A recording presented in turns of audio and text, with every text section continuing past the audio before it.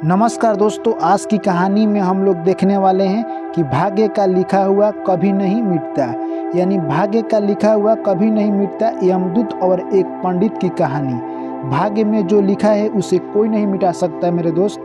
यानी आपके भाग्य में जो लिखा है वो होकर ही रहेगा, चाहे आप कुछ भी कर ले। और आपके भाग्य में नहीं लिखा है तो आप कुछ भी कर लेंगे, वो काम आपसे नहीं होगा तो नहीं होगा। तो दोस्तों, ये क्या कहानी है पूरी जानेंगे आज की वीडियो में, इसलिए वीडियो में दोस्तों आप लोग अंत तक बने रहे और कहानी को पूरा सुने। दोस्तों, इस कहानी को अगर आप पूरा सुनते हैं तो ज़िंदगी के आप उस मुकाम पर पहुंचिएगा जहां इंसान पहुंचने के लिए तरसता है। तो चलिए दोस्तों, कहानी को हम लोग शुरुआत करते हैं। और आप पहली बार चैनल पर आए हैं दोस्तों तो चैनल को सब्सक्राइब कर लीजिए और नोटिफिकेशन को ऑन कर लीजिए। चलिए कहानी को शुरू करते हैं। एक बार की बात है, एक पंडित महाराज एक गांव की ओर से गुजर रहे थे। वो जा रहे थे अपने दोस्त से मिलने के लिए। जैसे ही वो रास्ते में आगे आगे जा रहे थे, कुछ दूर के बाद उन्हें एक व्यक्ति मिला। जैसे ही वो व्यक्ति मिला, पंडित महाराज सोचे कि इनसे इनका नाम पूछ लेता हूँ, क्या पता ये हमारे सफ़र क्या ही होंगे।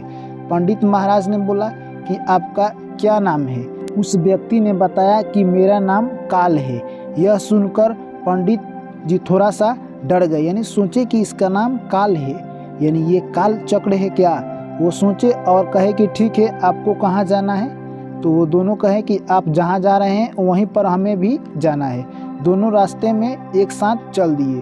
पंडित जी सोचे कि रास्ता बहुत आसान तरीके से कट जाएगा, क्योंकि जब भी दो आदमी साथ साथ जाते हैं तो रास्ता नहीं बुझाता है। इतने में जैसे ही कुछ दूर पर आगे गए दूसरे गांव में, वो काल बोला कि पंडित जी आप चलिए, मैं थोड़े देर में आता हूँ, इस गांव में मुझे एक सूचना देना है। पंडित जी आगे आगे चल दिए।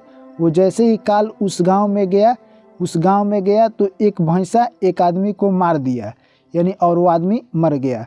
और फिर वो काल कुछ दूर जाकर आगे यानी पंडित जी से मिल गया और वो फिर दोनों साथ साथ चलने लगे।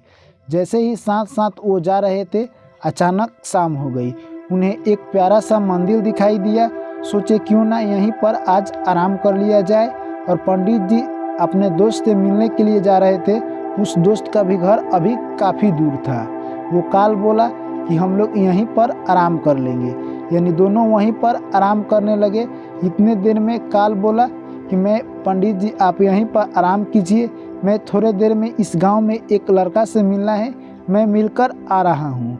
वो काल गया और उस गांव में जैसे ही गया, उस गांव में चारों तरफ आग लग गई और देखते ही देखते सारे घर जल गए। वहाँ से फिर काल आ गया और अगले दिन सुबह हुआ, पंडित जी और वो काल अगले गांव की तरफ चल दिए। जैसे ही अगले गांव में पहुँचे, काल बोला कि पंडित जी आप आगे आगे चलिए, मैं आ रहा हूँ एक आदमी को एक सामान देकर। वो काल जैसे ही उस गांव में गया, एक लड़के को सांप ने काट लिया और वह मर गया। इस बार पंडित जी आगे आगे नहीं गए, बल्कि वो वहीं पर रुके थे और यह सब देख रहे थे। जैसे ही काल आके पंडित जी से मिला, पंडित जी बोले कि तुम कहाँ गए थे। यानी वो काल बोला कि मैं गांव में गया था, एक लड़के से मुझे मिलना था। पंडित जी समझ गए कि ये सचमुच काल ही है, यानी ये जिस गांव में जाता है उस गांव में कुछ न कुछ तो ज़रूर होता है। पंडित जी अपने अंदर हिम्मत जुटाकर उसने पूछा कि मैं तो तुम्हें जानता हूँ, पर मैं चाहता हूँ कि तुम अपने बारे में अपना परिचय स्वयं दो। काल बोला, पंडित जी मैं तो सोचता हूँ कि आप बहुत चालाक आदमी हैं और बुद्धिमान भी लग रहे हैं, आपने मुझे अभी तक पहचाना नहीं। पंडित जी बोले, मैं तो आपको पहचान रहा हूँ, पर मैं थोड़ा सा कंफ्यूज हूँ, इसलिए तुम अपना परिचय स्वयं दो। इतने में काल कहा, मैं यमराज का दूत हूँ, मैं लोगों को यमराज तक पहुँचाने की काम करता हूँ। पंडित जी समझ गए। पंडित जी बोले कि अगला मृत्यु किसकी है। इतने में काल बोला कि आप जिस दोस्त से मिलने जा रहे हैं उसका ही मृत्यु है और उसका मृत्यु का कारण आप ही बनेंगे।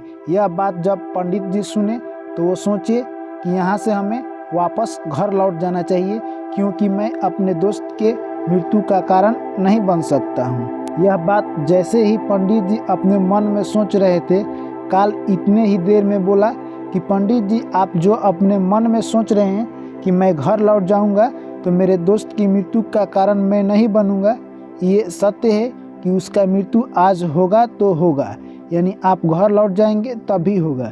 यह बात जैसे ही पंडित जी सुने तो वो घबरा गए। वो सोच में पड़ गए कि ये कोई साधारण मानव नहीं है, ये सच में काल है। यानी साधारण मानव के बस में इतना नहीं है कि वो दूसरे की मन की बात पढ़ ले। यानी पंडित जी जान गए कि ये सच में काल है और पंडित जी वहाँ से वापस चल दिए। जैसे ही पंडित जी वापस जा रहे थे, उसके पीछे पीछे उसका दोस्त भी आ रहा था, जो कि अपाहिज और गूंगा था, जो कि ना बोल सकता था और ना ही चल सकता था। उसका दोस्त उसके पीछे पीछे आ रहा था। तभी पंडित जी ने पीछे मुड़कर देखा कि उसका दोस्त उसके पीछे आ रहा है। जैसे ही पंडित जी अपने दोस्त के पास जाने की कोशिश किए, उसका दोस्त आते आते यानी जैसे ही पंडित जी के पास आया, यानी वो अपना जान गंवा दिया, क्योंकि वो अपने समर्थ से ज़्यादा चल रहा था और वो अपाहिज भी था और कुछ बोल भी नहीं सकता था। कब से वो पंडित जी का पीछा कर रहा था। यानी आखिरकार जो पंडित जी पर अंजाम लगना था कि यानी उसकी दोस्त की मृत्यु पंडित जी के कारण ही होगी, अंततः वही हुआ। पंडित जी यह सब देखकर काफ़ी हैरान रहे और पंडित जी काफ़ी विद्वान आदमी थे। उसने मन में विचार किया कि इस संसार में जो भी व्यक्ति आया है, यानी जो भी जीव आया है, उसे एक दिन न एक दिन यमलोक जाना है। इसलिए वो पंडित जी अपने मन पर काबू पाए और पंडित जी सोचने लगे कि अब घर चलने का बेरा हो गया है। पंडित जी के इतने ही देर में मन में ख्याल आया, क्यों ना अपने मृत्यु के बारे में इस काल से पूछ लिया जाए। पंडित जी ने जैसे तैसे हिम्मत जुटाई और पूछा कि काल, अगर तुम मेरे मृत्यु के बारे में बता सकते हो। काल सोचा कि मैं इसकी मृत्यु के बारे में क्यों बताऊं, पर मन में सोचा कि ये पंडित लग रहा है काफ़ी विद्वान पंडित है और इसके दोस्त की मृत्यु होने के बाद भी इसके अंदर काफ़ी संयम है, चलो इसको बता ही देता हूँ। आपकी मृत्यु अगले 6 माह में फांसी चढ़ने के कारण होगी और फांसी चढ़ने का कारण आप स्वयं स्वीकार करेंगे। यह कहकर काल वहाँ से चल दिया और पंडित जी भी अपने घर चल दिए। पंडित जी जब यह बात सुने तो वो अपने राज्य में गए और राजा के पास गए। राजा के जैसे ही पास गए तो राजा के सारे मंत्री भी आ गए और राजा से बोले कि हमने काल से मिला था और काल हमारे बारे में ऐसे ऐसे बात कहा है। यह सब बात सुनकर राजा बोले कि आपके साथ मैं ऐसा नहीं होने दूंगा। आपको मैं अभी से ही पिछले 6 माह से ही आपको रखवाली कराऊंगा और अपने राज दरबार में रखूंगा। यानी राजा ने उनको बीच महल में रखता, जिससे चारों तरफ सैनिक लगे रहते। यानी जब भी पंडित जी को जो भी मन करे वो जहाँ जा सकते थे और आ सकते थे, क्योंकि उन्हें कोई नहीं बोलता। पंडित जी इतना फेमस थे उस पूरे जवार में कि उनको सभी लोग चिंते थे। उस पंडित को रात में यानी चलने की बीमारी थी, जो कि उसके घर के कोई नहीं जानता था, यानी उसके राज्य में भी कोई नहीं जानता था। पंडित रात में उठे और चल दिए। राज दरबार में कोई भी नहीं बोला, क्योंकि पंडित जी को सभी लोग चिन रहे थे। वो पंडित जी सबसे पहले अस्तबल में, यानी कहे तो जिस घर में घोड़ा बांधा था उस घर में गए और सबसे तेज दौड़ने वाले घोड़े को लिए और वहाँ से चल दिए। कुछ ही देर में वो दूसरे राज्य में पहुँच गए और दूसरे राज्य में जैसे ही पहुँचे एक राजा के घर गए और राजा के घर, जिस घर में राजा और रानी सोए थे, उसी घर में वो पंडित जी जाकर यानी राजा और रानी के पास में ही सो गए।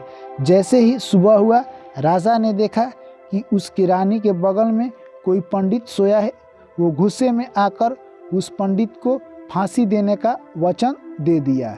जैसे ही यह बात कही, पंडित उठे और वो सोचने लगे कि मैं अचानक यहाँ कैसे आ गया हूँ। यह सब सोचकर पंडित जी काफ़ी घबरा गए। इतने में पंडित जी बोले कि मुझे लग रहा है कि जो काल ने मेरे बारे में कहा था वो सच होता हुआ दिखाई दे रहा है। राजा ने सोचा कि ये पंडित आखिरकार ऐसा बात क्यों कह रहा है। फिर पंडित जी बोले कि काल मुझे खींचकर अपने पास लेकर आ रहा है, नहीं तो मैं एक राजा के स्त्री के पास कैसे आकर सोता। यह बात सुनकर यानी राजा सोचे कि इस पंडित की कुछ सच्चाई है। राजा ने उस पंडित के बारे में पूरी जानकारी लिया तो उसे पता चला कि ये पंडित सही कह रहा है। दूसरे राजा ने रखा था और ये अचानक रात भर में यहाँ आया है। राजा ने सोचा कि इस पंडित की बात में सच्चाई है, इसलिए मैं इसे फांसी पर नहीं चढ़ाऊंगा, पर राज दरबार में जो अलाउ कर दिया हूँ, मेरे वचन का क्या होगा। सभी मंत्रियों को राजा ने अगले दिन बुलाया और बोला कि मैंने इसके साथ फांसी देने का वादा किया है, जो कि मैंने अपना वचन दे दिया है, तो मैं उसे रद्द तो नहीं कर सकता हूँ और इसे मैं फांसी भी देना नहीं चाहता हूँ। इतने में सभी मंत्रियों ने कहा कि आप इसे रेशम की धागे से फांसी दे दीजिए, जिससे इसका जान भी नहीं जाएगा और आपका वचन भी झूठा नहीं होगा। राजा ने कहा ठीक है, आपकी जो इच्छा। रेशम की धागे पर उसको फांसी देने की तैयारी चल रही थी। पंडित ने सोचा कि रेशम की एक पतला धागा है, इससे कुछ नहीं होगा, यानी मैं बच जाऊंगा। और अगले दिन फांसी देने की तैयारी पूरी हुई और पंडित को फांसी पर लटका दिया गया। जैसे ही पंडित फांसी पर लटका, यानी उसके गर्दन के नस बहुत जल्द ही कट गए और वहाँ से खून स्रावित होने लगा, और जब तक रस्सी टूटे तब तक उसका नस पूरी तरह से कट चुका था और कुछ ही देर में उसकी जान चली गई। दोस्तों, यानी इस कहानी से हमें क्या सीखने को मिलता है? भाग्य का लिखा हुआ कभी नहीं मिटता है।